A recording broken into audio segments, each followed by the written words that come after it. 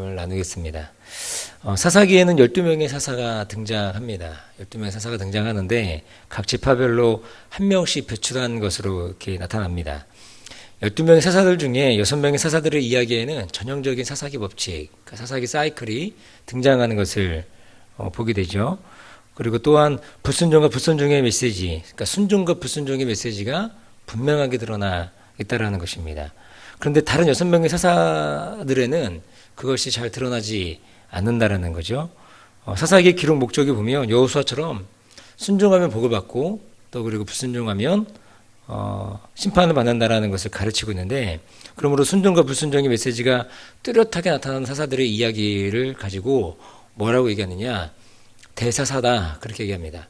그래서 사사기 사이클과 순종과 불순종이 극명하게 딱 드러난 또 내용이 분량이 긴 그 사사들을 대사사다라고 얘기하고, 다른 6명의 사사, 상대적으로 분량이 굉장히 적고 그리고 나와 있는 내용 또한 길지 않은, 그러니까 그런 사사들을 소사사다라고 이렇게 얘기를 하는 거죠.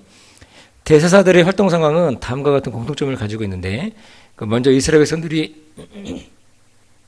하나님의 은혜로 평안하면 그들은 하나님께 오히려 어떻게 합니까? 범죄하는 거죠. 악에 빠지고 또 악에 빠지고. 어떤 모습입니까? 우상을 숭배하고 하나님을 버리는, 그리고 가나안에 있는 우상들을 다 이렇게 섭렵하는 그런 모습들을 보이게 된다라는 거죠. 그러면 하나님 어떻게 하시느냐? 여지없이 그들을 그냥 그대로 두시는 것이 아니고 그들을 이제 심판하신다는 것입니다. 징계하시는 거죠.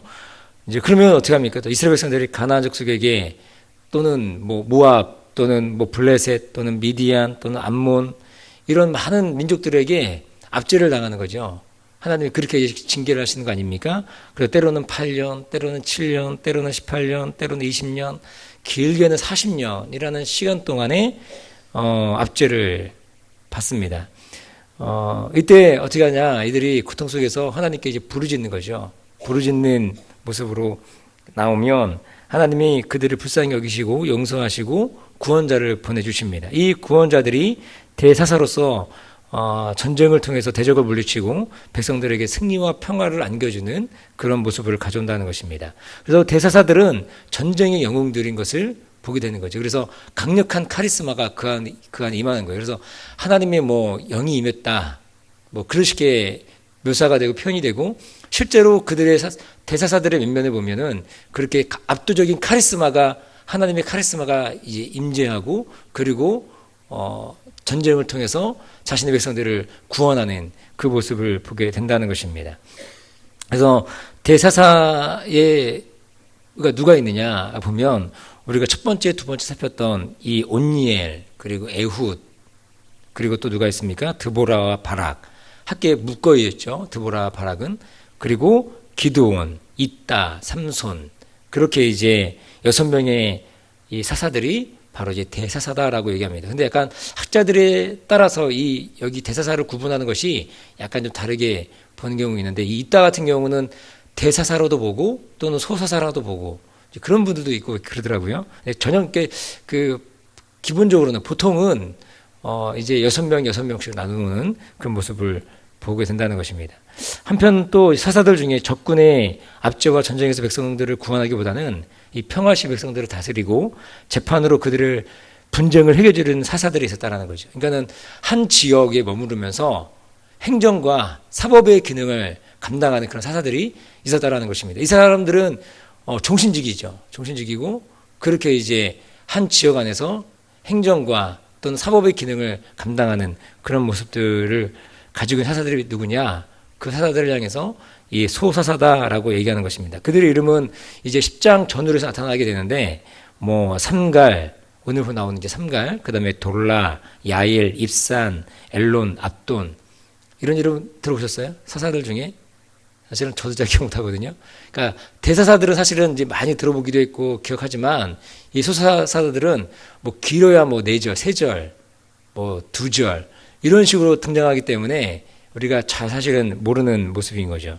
근데 이들의 업적도 훌륭했지만 이유가 왜 이렇게 적었냐? 순종과 불순종의 모델로 기억되기에는 적당하지 않은 이제 그들의 생애가 있다는 거죠. 그래서 이들은 한 지역 안에 있으면서 이 행정과 사법의 기능을 감당해요. 근데 대사사들은 어떻습니까? 하나님의 압도적인 카리스마가 임하고 그리고 그 힘을 바탕으로 전쟁을 치르고 이제 싸워서 승리하는 거죠. 그리고 그것이 끝나고 나면 그들은 자신의 삶으로 돌아가는 거예요. 정신직이 아니고 돌아갑니다. 그런데 이 소사사들은 이제 행정과 사법의 기능을 감당하는 거죠. 그러면서 재판하고 그들을 다스리고 통치하는 그런 행위들을 하게 된다는 것입니다. 그러면서 이제 상대적으로 분량이 굉장히 작은 그런 모습을 보이게 된다라는 것이죠. 오늘은 세 번째 사사인 삼갈에 대해서 살펴보는데 우리 31절인데 제가 다시 한번 읽어드리겠습니다. 에우세 후에 아나세 아들 삼갈이 사사로 있어 소 모는 막대기로 블레셋 사람 600명을 죽였고 그도 이스라엘을 구원하였더라. 오늘 이 삼갈은 어떤 학자들은 또 대사사로 분류하기도 합니다. 왜냐하면 소사사들이 갖는 전형적인 특징이 있는데 그 특징 가운데 들어가지 않거든요. 그래서 또 이제 대사사사들이 갖는 특징이 있어요. 어떤 게 있냐면은 압도적인 카리스마가 임하지 않습니까? 그러니까는 이 소모는 막대기 하나로 블레셋 사람 600명을 죽였다라는 거죠.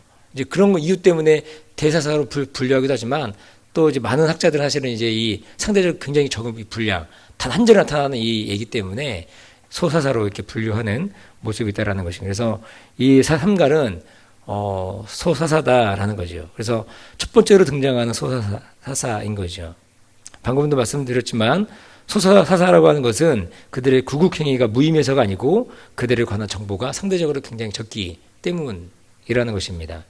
이 오늘 삼갈을 설명하는 본문의 구절을 보면 매우 간결한 1절로 이제 구성이 되어 있는데 많은 정보를 담고 있지는 않지만 한 절 안에서도 중요한 정보를 담고 있는 것을 발견하게 된다는 것입니다.